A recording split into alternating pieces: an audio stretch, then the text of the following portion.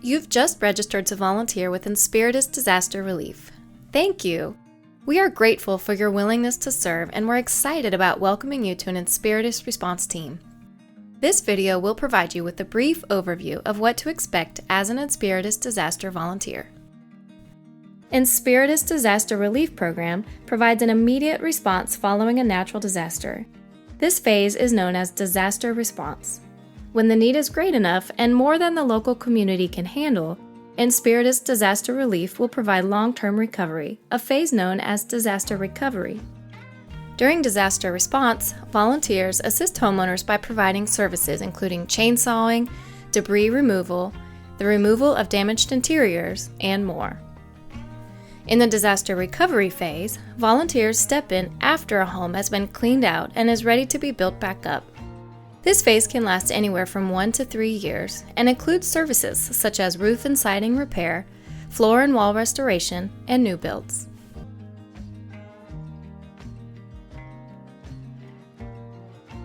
Where will you be staying as an Inspiritus volunteer?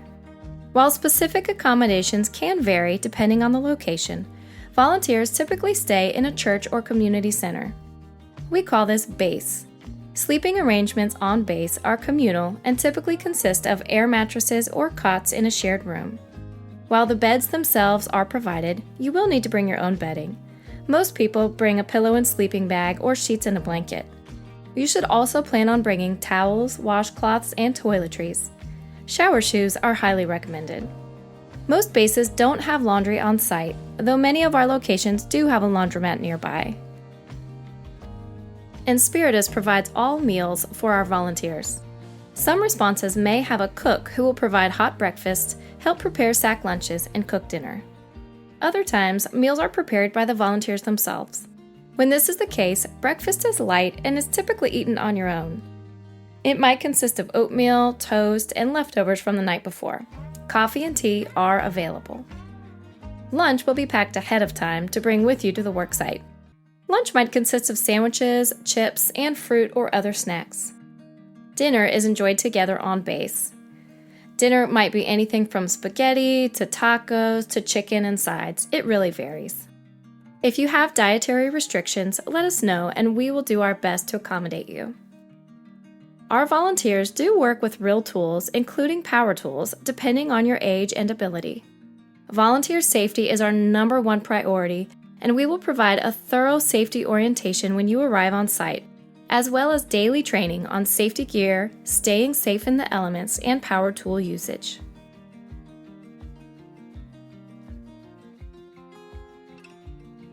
Volunteers work 7 days a week during the initial immediate response.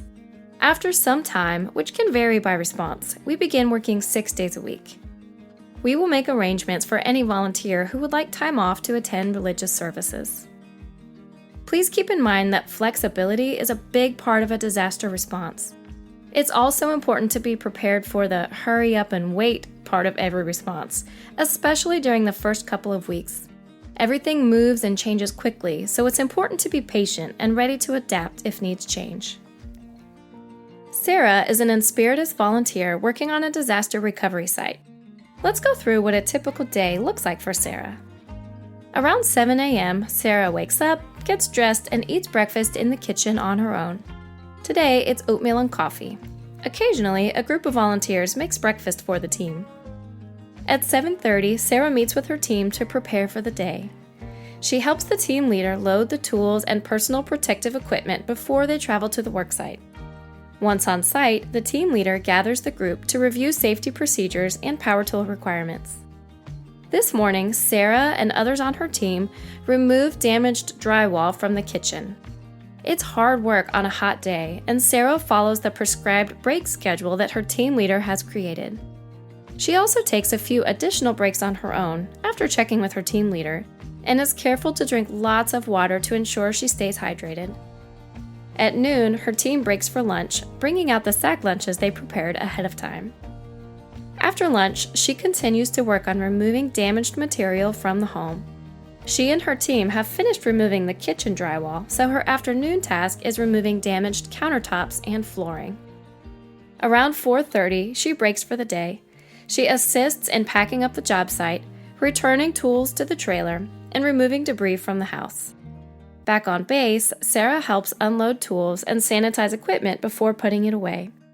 She takes a much-needed shower, careful to put her dirty clothes directly into her laundry bag, leave her muddy shoes in the designated area, and put any contaminated clothing into a heavy-duty trash bag. Now it's dinner time. Sarah and her team eat together in the dining room. Tonight, they're having spaghetti and meatballs. Afterwards, they have a team meeting to discuss today's accomplishments, make plans for tomorrow, and cover any housekeeping items, including chore assignments. Tonight, Sarah has signed up for dish duty, so she heads off to the kitchen once the meeting wraps up to wash dishes with a few other volunteers. The rest of the night is hers to spend however she wishes. Around 10 p.m., the lights go out in the sleeping space, and Sarah settles in for a well-deserved rest. Inspiritus disaster relief volunteers are the backbone of every disaster response and recovery effort, providing invaluable services to families in need. Again, thank you for volunteering, and welcome to the family.